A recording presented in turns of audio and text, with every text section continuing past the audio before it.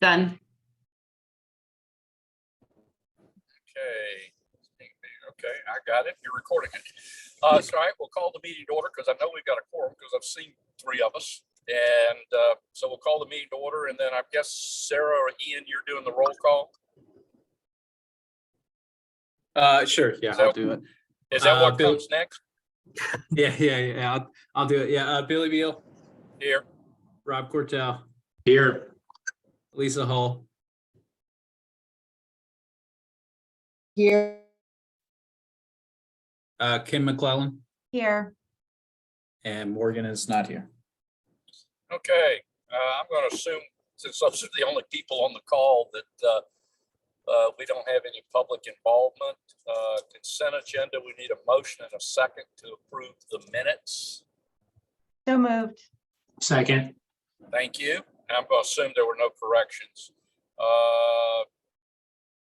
Can we just do a voice vote for this, or do you need to roll call it? You can just voice it for the. All right, Sound. all those in favor, please say aye. Aye. Any opposed? All right, Ian. Okay, so I think this will be really quick. We could have potentially voted on it today, but we don't have to. So I wanted to bring it up as an information item instead. So maybe we can have a discussion about it. I think there's a larger discussion about the budget because, as I said in the email I sent to you guys, it does roll over every year, and because of that has become a little complicated over time. We're trying to change that. This will kind of help with that, but it's also kind of needed. So basically, what we're asking is that we move this $44,369.84 from future consulting needs, which is a reserve that we've built up since the inception of Go Virginia in fiscal year 2017, to salaries, fringe, and indirect. And the reason that there's the increase in staffing is because Sarah's time, we've both found a good middle ground in terms of flow for her time. She was originally budgeted 52% of her time to Go Virginia, and the rest to GWRC. That's kind of bumped up as a result of project activity to about 65 to 68% of her time. And it probably averages out to that even kind of low project activity when we're trying to refuel the pipeline of potential projects and work on the current projects we have. And then also the influx of money that we got for the TPI plays into that as well. That's an additional project that's $250,000 that we're working with the Bay to manage. So the reporting on that is a little more complicated than some of the other projects.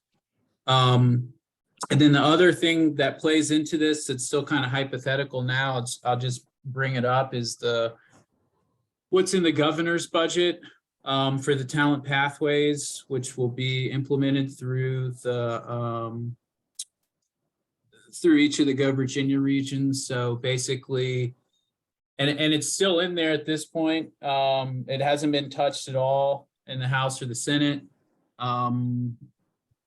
And a crossover already happened. So we think what was originally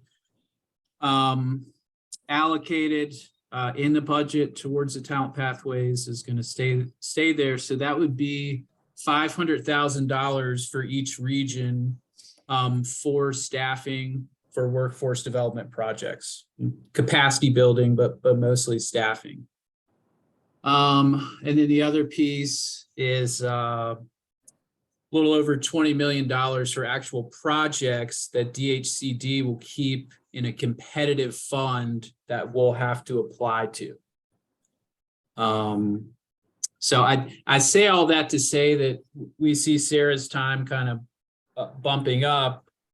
With that, I could see it continuing to bump up as kind of a longer term plan for our region. And just to give you some context, a lot of the other regions do have two full-time or close to full-time, even some of the regions that have a smaller population and smaller per capita allocation than we do. So I'll pause there and see if you guys have any questions or want to have any discussion about that or the budget in general. So is this all going to your salary? Just kidding, just kidding. I'm just kidding. I already read the memo. No, I thought it was going to the fee to be paid to the chairman. Oh, that one too. Yeah. Well, Now, I thought you were getting royalties. oh yeah, that too. I do think there was an agreement to double the chair's salary. yeah. Oh, thank you. I so move. Thank you. Let's see, is there a second? Then we'll see if there's any other discussion. Second. Thank you. Any other discussion or comments? Just one. I don't sure. think we had any future consulting needs. I mean, that was like an amorphous line item. And I don't know that we're utilizing consultants to go through applications like we did in the past. Is that where future consulting needs, because it has nothing to do with the growth and diversification plan, because that's separately line item, right? Right, yeah, so that is set aside. Yeah, it's really kind of something that we had developed to help with pipeline development Mm-hmm. when we were working with the PDCs and with Community Futures. Yeah, that's what I thought. And we won't need to, so we have to do a G&D plan update this year. We're most likely going to do that internally. It's not going to be a huge update. You know, we just did it 2 years ago. So we won't need any consulting needs and unless we need to revamp that after 2023. And the goal basically, so we don't have to do this all the time, is to kind of have a contingency. So when we have consulting needs, it's easier to allocate it towards that in the future, but yeah.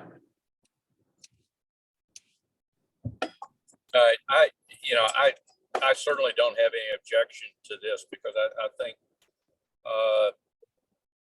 without this is not intended to be critical of any prior folks that we've had working with Go Virginia Region 6. I feel like we're in about as good a hands as we have been in. And I think you and Sarah make a good team, Ian. And I think, we have no objections to this. And I would encourage us to, even if we have to find project, that we not leave any of that annual money on the table. Yeah, I agree. Maybe carry over 10% of it or some small amount, because it's if they've taken back other money, they can potentially take back this kind of thing. Yeah, I agree. All Yeah, right, that's a really good point. Just real quick, I'll just say they were trying to talk about doing that on some of the support org calls. We have taken back money and putting it into the pot for projects. They really didn't have a plan, but they were talking about taking it back. And I think that's what we're trying to get to, that we're spending most of the money and maybe keeping a small percentage around for contingency. I think that makes the most sense. all right. All those in favor, please say aye. Aye. Aye. Any opposed? No. All right. You're going to the budget next, right? All right, because I guess I've got one question, maybe a little clarification on you were talking about what the governors or what the state budget has put in for Go Virginia. And you mentioned that there would be some money that DHCD would have and it would be competitive. Is that the same as the state competitive grants, or is it something different? So once the budget is passed and it goes to DHCD and then the Go Virginia State Board, they'll have discretion as to how they want that money to set, but the way that it's been conveyed to us is that it'll be in a competitive fund that is not this, we won't need other regions to apply to it, but it won't just be allocated to us. We will have to put in an application and seek it. We won't get an allocation based on population like we do with the per capita. Okay. I'm not sure why that's why they think that's better. I but- suspect some of the stronger political powers in Richmond and Hampton Roads and maybe South Side are looking for ways that they can get some more dollars. I would Well, say there that's Northern were- Virginia. pretty likely. Yeah, There were, how much was it? I think it was about 10 million earmarked for Southwest, South Side, and Hampton Roads for special projects. So I think that was cut from maybe the House's budget bill, but I think it remained in the other one during the after Senate. crossover. Yeah. So. okay. Yep. All right. You want to go on with other items that you have on the agenda? Yeah, so that was the main thing. The other thing I wanted to talk to you guys about though, are personnel changes on the executive committee. So we've been kind of talking about this dating back to last year. Lisa, Kim, I know that you and I have had pretty in-depth discussions about it, and Lisa and Kim would be rolling off in April of the executive committee, as would Morgan. I think Morgan may actually be leaving Richmond County soon, around that time. Yeah, so anyway, I've spoken with Joel Griffin and Jeff Sapersky, and they're very interested in being on the executive committee. I think that they're kind of young and new to the program and bring a lot to the table. A lot of good private sector experience to the table. I was gonna tap Felicia Ainsa and see if she wanted to do it, but she is actually going to take a step back from the regional council, and they're going to nominate somebody else from Rappahannock Electric Cooperative to be in the council. So somebody that new, I really wouldn't feel comfortable having them on the executive committee.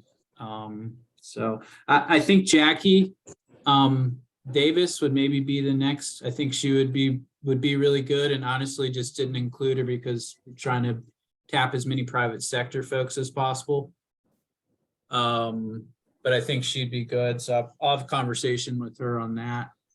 And the plan generally, the nominating committee will meet virtually next month. We still need to set a date. Kim, we can talk offline about that, but we'll nominate these folks and then we can vote on them in April at the regional council meeting and get them approved in time for when folks. Who's on the roll off. nominating committee?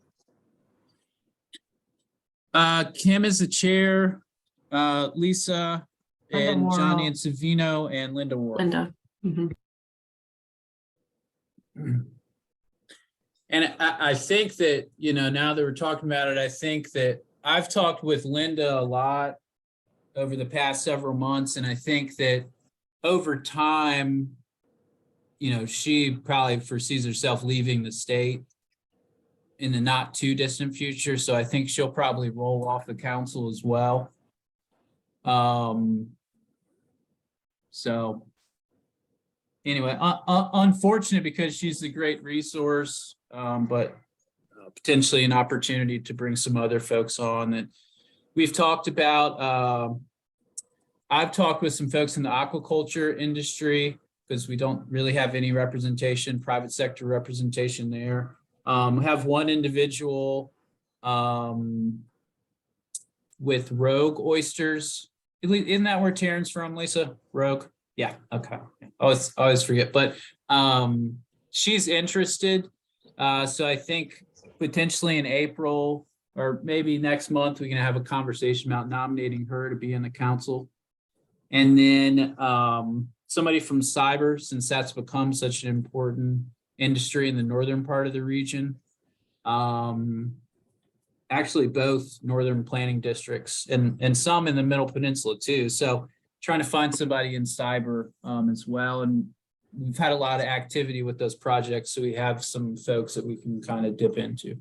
So I think you should consider somebody like Michael Cosgrove, Congrove, who is he's the oyster spat guy down here in the island.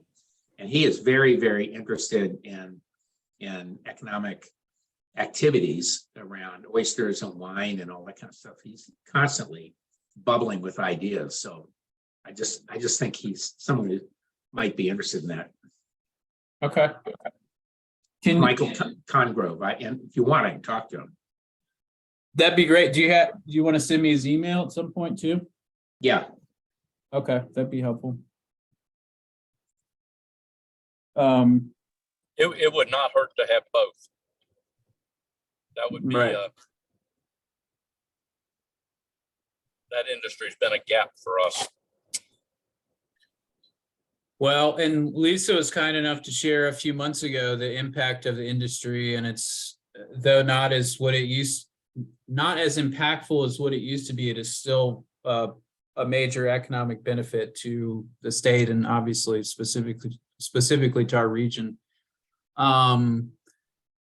We've actually, the folks who are doing the aquaculture internship project, it's primarily Virginia Tech, which is really cool. Virginia Tech's taken a lot of interest in getting really involved in our region. And I think that it's impactful given the amount of money that they have for research. And we just frankly don't have that in the region in comparison to other regions. But they're already talking about how we can do an implementation project for workforce that builds upon what they're doing. And we're trying to figure out, I'm kind of been talking about it forever, I feel like at least a few months, but trying to figure out how to do a cluster scale up for aquaculture that is more all encompassing and includes things outside of workforce development. And we need those private industry folks really to kind of dictate that project. So. Cold chain distribution. Yeah.